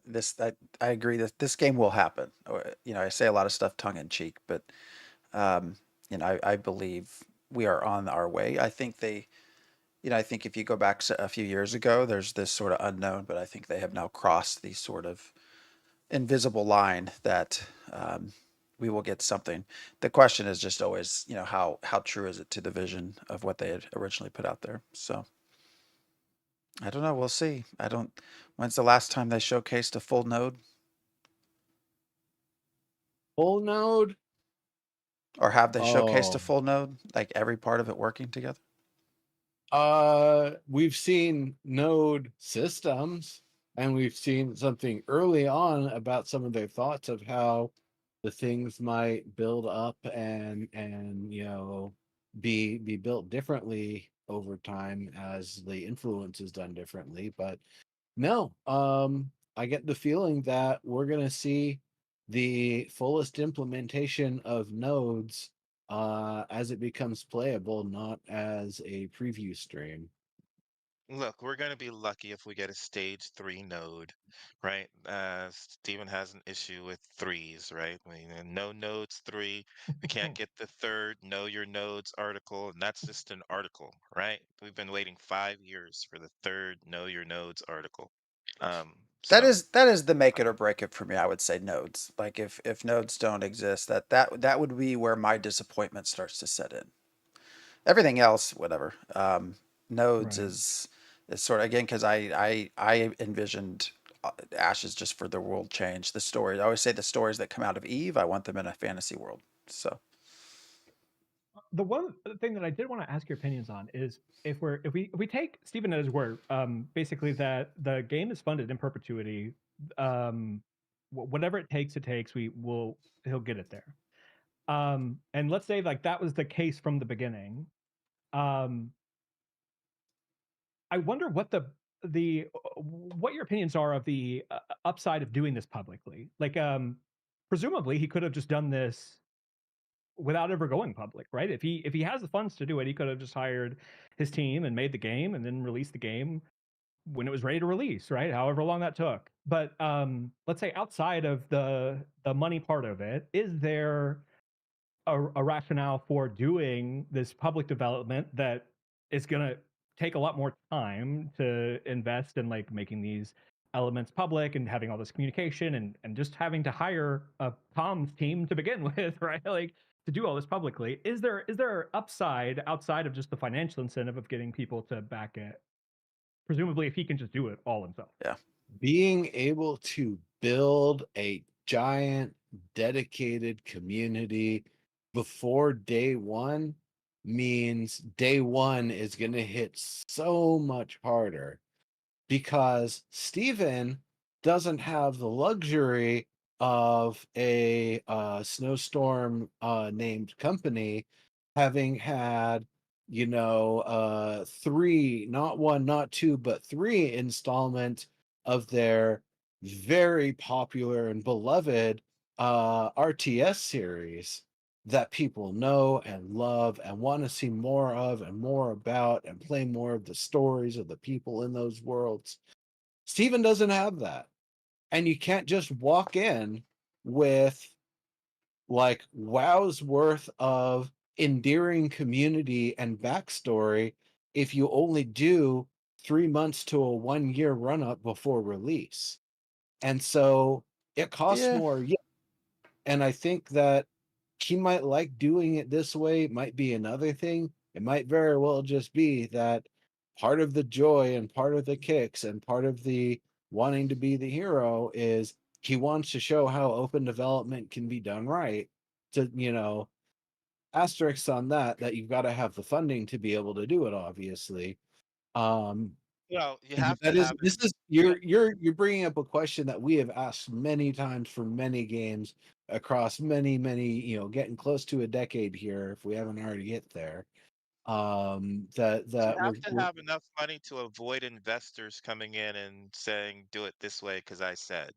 that Right? one That's too. what he's trying to do is, nobody's gonna tell me how to do the game, and I'm gonna except for the gamers, except for the fans. And that's the point, really, is that he wants to make a game for gamers, and he wants those gamers to have feedback early on so it can be the game that they want to play. And that's we have other people who are doing that now too. Uh, is it Greg Street? Yeah, Ghost Ghost Crawler is Crawler. doing that with Ghost, and I think Raph is doing that kind of. I think he wants to make a game that um, gamers want to play, right? So See, that's the idea to try to do that. yeah, I don't know. I get what you're saying, but this has been 7, 8 years now. Like, and there are distinct communities, right? So you have the Kickstarter community at the start, which I think we've lost a lot of people there. And then you sort of have the pre and post peon, and then you have sort of an Asmon in there as well. So you kind of have these three different sort of periods of community gathering, and I think they definitely could have waited. I don't know. I think part of it, yes, is probably the celebrity of starting a brand new game, and it's cool. I also think that early on they probably underestimated quite a lot of what they were doing. I think there was this idea of Unreal, at the time, Unreal or Unity as game engines. You can get stuff done very fast. Well, what they've come to find is they have to modify almost every bit of Unreal in order to get it to work like they want. And I don't think I don't think that was necessarily a thought early on, which is also probably why we had the 2020 date for Right. Kickstarter, because there was this expectation. And in that, and if you look at it through that lens, then Neuro, what you say makes sense, right? Because that's like a 2 year lead up to build a community. But now we've sort of had, three different games at this point: APOC, A1, A2, and so I think what has held that all together is just Stephen, and Margaret. I think those are your two likable people that kind of keep that community going. Um, but no, I think that also is probably what drove open development, is that expectation that oh, it's 2 years, we'll get things done fast. I still think I often get asked the question, if you could ask Steven one question. I think it was maybe, I forget who is, maybe it's Vladis who always asked that, but um, I would love to be able to ask, what is one question you could ask Steven if he had to answer it truthfully? I would love to ask him, if you could go back in time, would you no longer promise open development? Um, I have to think the answer to that would be yes. Or I think he would no, he would totally still try and do open development Well, because Dix, do you think that he's that's what he wants lost to do. some of the excitement around? Because there has been a noticeable difference in how that part of it, the sort of embracing of the publicity and the I don't know if you want to call it like celebrity parts of it. He doesn't really go to the conventions anymore. Like I don't know if that's just not as fun. Like that part of it is not as fun, and I do wonder if it's like if what Phantom's saying is maybe the making the game part is becoming so much more difficult because of this other aspect of it, that like I wish that maybe I could just make my game and then not have to worry about all this other stuff I have to deal with. But I get what you're saying too, Diggs. Yeah, But you and can go no, it's ahead. I just just the it's just the reality hitting in, right? Like again, he's a gamer who's coming in and wanting to do all this cool stuff and be the, make the game for gamers, and then you start realizing, oh, this is why they weren't as transparent. Oh, this is why they, because if you say this, then they're going to say you promised. And yeah, right. And Kicks, Margaret has helped some of this with some of that. and not to downplay Kickstarter, but the reality is Kickstarter is sort of dropping the bucket of the money for this. So, um, Mhm. what did he say? They've spent 90 million or something like that, and Mhm. Kickstarter was like what, 3? So, Mhm. I mean, 30 million, I thought he said, was how much they got from it. Yeah. well, yeah, he Kickstarter And was said 3. mm, 3? Yeah, he you can said look it up. that the last Oh, statement that he okay. made was I'd that say. the estimated costs were around 90 million. He's saying that they have made 30 million from everything that they've gotten from community point of like Kickstarter, sales packs, cosmetics, all that stuff. They've made 30, and then he's saying Yeah. that 60 is the remainder that he and John have invested. and I'll also say, he's managing a larger studio, so there's more for him to do, right? The game is farther along. There's more stuff for him to do than in the early days. So he doesn't have the same amount of time. Mm-hmm. Yeah. But that is why I find it interesting, though. What Phantom would ask, which is like if you could go back and just do it without that open development part. Dig. So because you think the other way, what is it about the open development do you think that drives him to want to take that approach? Oh, again, he wants to be the savior and like make the game and have people weigh in and make it for them and all that stuff. That's the dream. It's just, the reality is a little bit different than the dream. So, Uh, yeah, and I think this is actually a subject, for better or for worse, that we have discussed a few times. Apologize for the wiggles there, everybody. Um, that he has grown, that he has come from somebody who's a gamer who wants to do something and know he has the means, to somebody who has now been in the process and in the trenches for long enough to have that, game dev 1,000 yard stare finally, to really understand what it means to see a project go through its paces and its delays and its changes, and how yeah. the plan that you came in with got punched in the face, and it didn't meet contact with the enemy or whatever. And so it's now at the point where you're starting to learn everything that you didn't realize, some ways the hard way, and some ways with the guidance of the leadership and stuff that you surround yourself with. You And know, so, the fact that he's got a lot of people that were there at SOE working on EverQuest Next, that he's got like two of the patron saints of Meow now on the team. There's a lot of great resources there to help him make decisions he didn't know he even had to think about 4 or 5 years ago. I, I But don't we?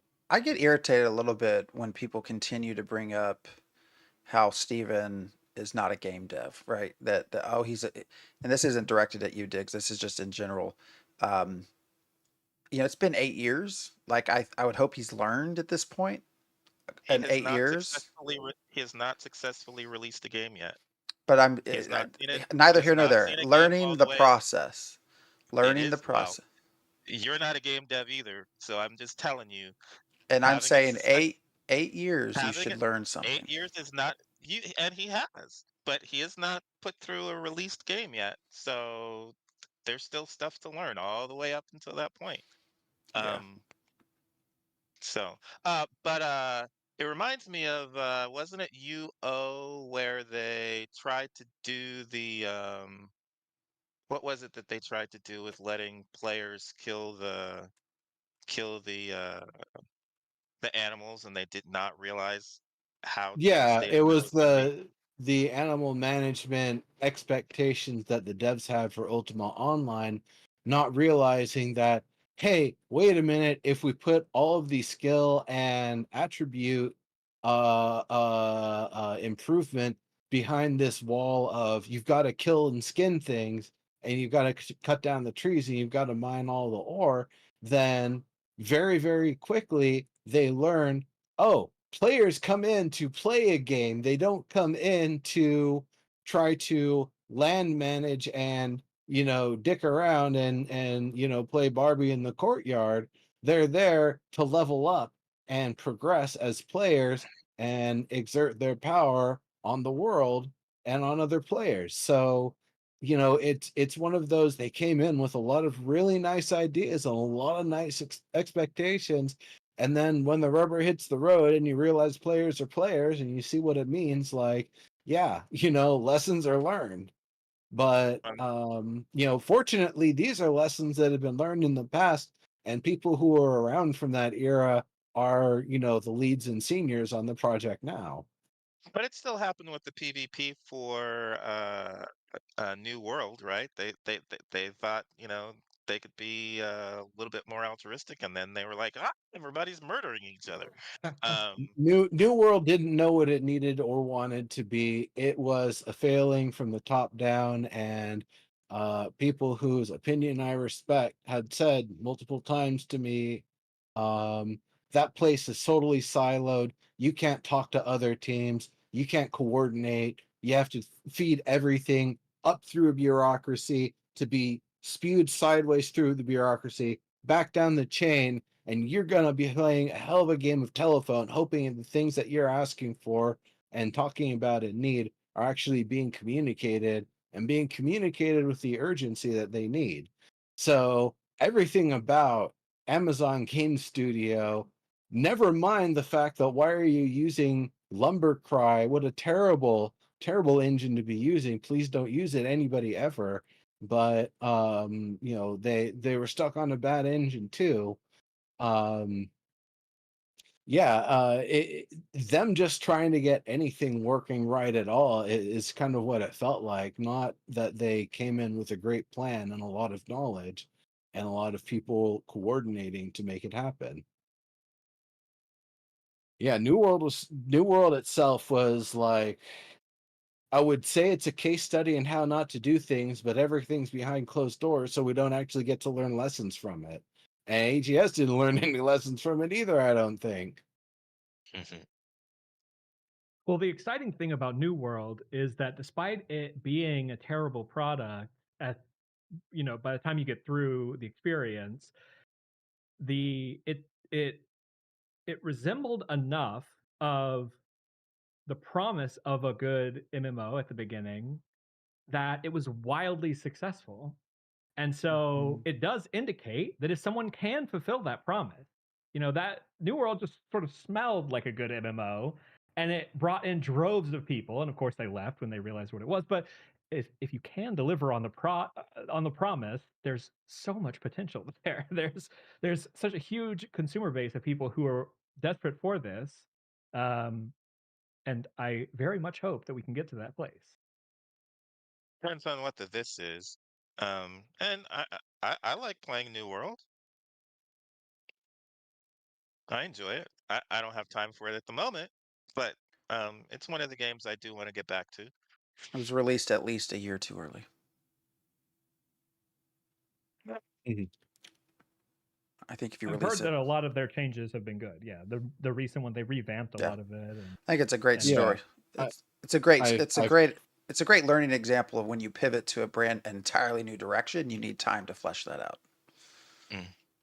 yeah, I have heard good things. I haven't messed around, but uh, I'm glad that they were able to make something of it, and there's people enjoying it. One of my longtime streamer buddies, I think their kids started playing it recently, so yeah, cool. I mean, there's definitely systems about it that I'll say I liked. It was just the whole of it that didn't quite hold up, and the arbitrariness of the forced factionality and all of that was probably the stuff for me that was the biggest. Like, what the hell are we even doing here? And that even comes back to like the sort of gameplay I intend for Ashes of Creation. The idea for me is making factions that fight against each other is effectively a server losing and defeating itself. The more players are coordinating, collaborating to take down the corruption. That doesn't mean they can't have fights along the way and trying to be the one to get the boss kill, but not trying to body each other all out in the wild all the time, but instead trying to have more of like a focused goal of who can kill more of the ancients in this period of time or whatever, and showing off in that way. And so that was kind of the same thing with New World, that you're forced into these factions when all of them want to do the same thing in a different way. And because of that, you have to fight the other ones because you just don't see eye to eye. Like none of that, not even from a philosophical perspective does that make a lick of sense. So there were issues I had with that. That's some of the other things that I like, that the narrative of Ashes of Creation actually makes sense for what it's being presented as. I still mostly ignore the factions in New World. Um, and uh, the thing that disappoints me about factions in Ashes of Creation is that I cannot befriend the goblins and turn the goblins into an ally. I would love for that to be an option because obviously that is something I would try to do. Um, one of the things, and this also plays into Bard, I was thinking I was probably going to be a rogue because I love to stealth in MMORPGs, but I often do play bards when I'm playing D&D. With both of those, I'm usually trying to maximize my charisma skill. That's what I use to avoid combat. So I'm usually trying to use some form of diplomacy to get people to um, find a more passive way of, um, you know, overcoming our differences. Uh, I wish we could do more of that in Ashes of Creation, but that's not the scope. That's not the vision that Steven has. So Well, we are at about we got 8 probably, minutes left. yeah. So I don't know what else. What else going on? I'm gonna ask. It was one of my original kind of array of questions, but one of them definitely snuck under, and I want to bring it back around here. Gasoline Dream. What sort of games? What are the games you have been playing recently? Recently, let me pull up Steam. He I doesn't remember. They're honestly, so good he can't the even game remember what they that I've been playing the most right now is NCAA 25. My Nice. friends all got it. We're all doing dynasties. Um, it's very arcadey as opposed to like a simulation. So it's been really enjoyable. We're all big college football fans. So, Cool, cool. That sounds like a lot of fun. but Ah, I've been playing others. I played uh let me see. Let me pull And it I'm with you too. Sometimes I'll be like, what have I been playing on Steam recently? up. Sometimes that happens with me. I But usually, in fact, that's one of those like before I do a job interview, it's like, all right, actually write down what have I been playing recently, so I don't have that one. Like, wait a minute, let me open Steam. V Rising was one I put a ton of time into. Haven't gotten to play the new Valheim Ashlands part. Played Aska, that was fun. And then recently trying to get into 7 Days to Die, but I haven't really. Crusader Kings 3, I love. I put a ton of time into that one. And Project Zomboid. I'm waiting for their new 41 build. That one's going to be really good. Um, that's about it. Nice. Yeah, I can see a lot of games that you can kind of hang out in and play for a while. I put in I mean, I played several MMOs. I put in an embarrassing amount of time into New World. I put like 700 hours into New World. Guild Wars 2. Um, I haven't done a ton with Guild Wars 2, but I played it. I haven't done the new expansion. They got a new one coming out, right? They got player housing, which is a interesting approach. So I'm hoping to get into that. But Very yeah, cool. that's about it. Good Yeah, stuff. And you're playing mostly on PC then? Yes. Yeah, except the Xbox. I literally just have the Xbox to play the college football game. That makes sense. I might try that out. It's yesterday was a big day. I don't know if anyone got to watch Florida State lose, but that was great. So Yeah, that was crazy. I don't think these two watch much college football, so we can probably skip over that. Yeah, well, the tribalism of the fans and the deleterious effects on society as a result are like probably more the reason than anything else. But like I think back to all the stories about if you're wearing the wrong colors and the wrong part of Florida, you'll get jumped, except it's the entire community that jumps you. oh, I completely agree with you about the negative effects in general. I think there are several really great books about how they steal public funds in order to finance stadiums. Um, I think Coaches are one of the them. highest paid athlete or the highest paid employees at universities, you know? Oh, absolutely, yes. I think there are a lot of negatives to it, but there's nothing that you can enjoy that doesn't have large negative aspects to it. But it's always fun to um, try to make the things that you love better. I think that's why I love talking about Ashes and sort of doing that sort of backwards analysis to see like, oh, I wonder if things could have changed and do things a little differently, and how can we adjust things going forward. They're still in the middle of it. They're still trying to learn everything and push it forward, but that is part of how I engage with the things that I enjoy, which is enjoying the good parts, but also really taking a critical eye and looking at the flaws in how they're approaching what they're trying to do. I find that also fun. Gotcha. Gotcha, Sorry, I'm gotcha. just reading chat.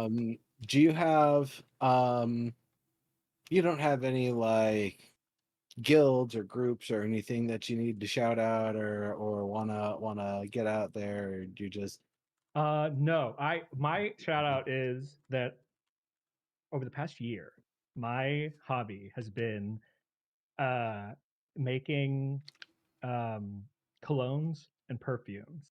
And if you would like to be my guinea pig, if you would like a free sample, I will send it to you if you DM me whatever address you want me to ship it to. I think I might try that just out of sheer curiosity. Yeah, me too. That I have in my I won't say how many years I have never heard that. That's fascinating. How'd you get in that as a hobby? Well, there's this company that's made by this guy in Canada, and it's I just randomly heard about it one day, and it's based off of he does different scents based off different animals, so different perfumes. He'll make like a penguin perfume or like whatever. And so I started it doesn't smell like the animal, it's just sort of like a archetype for it. So it's like the penguin is like icy, it's very brisk, right? So it'll have this and he does it for all kind of different animals, and he has this like anthology that he sends out. Well, I started just being interested in so I like heard an interview with him, and he was previously like a 3D graphics artist in Canada, and he had gotten really into it as a hobby. And he sort of realized that there are these big houses, like European houses, that are very famous for doing perfumes for a very long time. And they'll normally pick from these like annual competitions that they have. So like the winner of like whatever, like the perfume competition, they'll grab them up and they get whisked away to Europe, and they get to have their new profession. Well, what this guy realized is that basically third place and below, they don't get anything. Like they get ignored. And so he just reached out to them and was like, "Hey, I'm thinking about making this new scent. Would you be willing to go in? And so he goes in with them.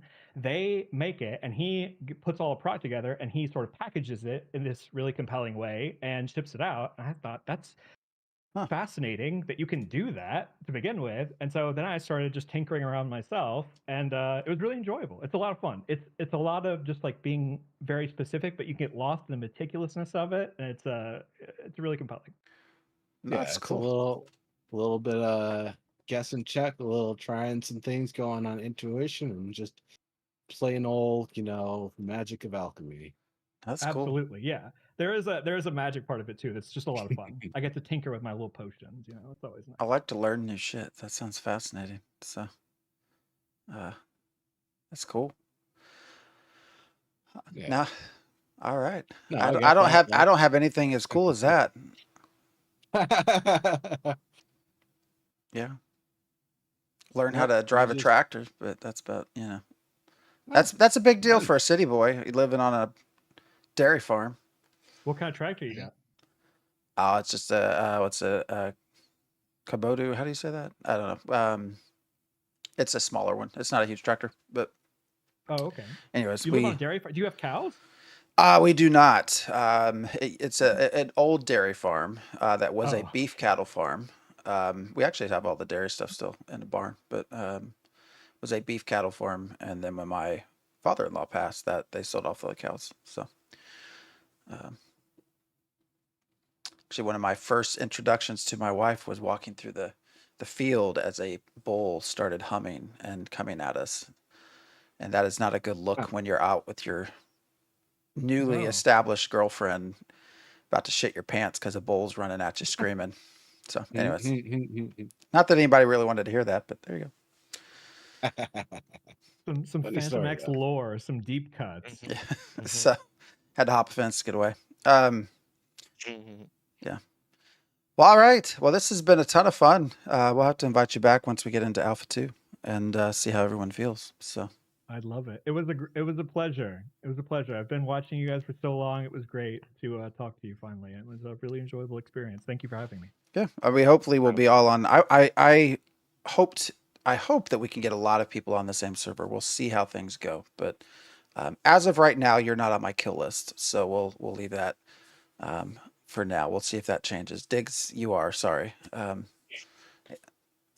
I'm not everybody's killer. Neuro is not, because he'll kill me because he's far superior at PvP. So, anyways, all right, y'all. Again, thanks for joining us, and everyone who watches us on YouTube after the fact or on YouTube now and Twitch. Thank you for joining us. We will see you back here, I think, next Sunday. I don't think there's anything preventing me. It's actually the weekend, so our holiday weekend. So I assume you all are available, but we'll let you know if something comes up. Otherwise, have a good week, and we will see you. There is no one to send a raid to, so we're just gonna send it on out. So, Yep. Everybody disperse and have your wonderful rest of the evenings. Take care out there. yep.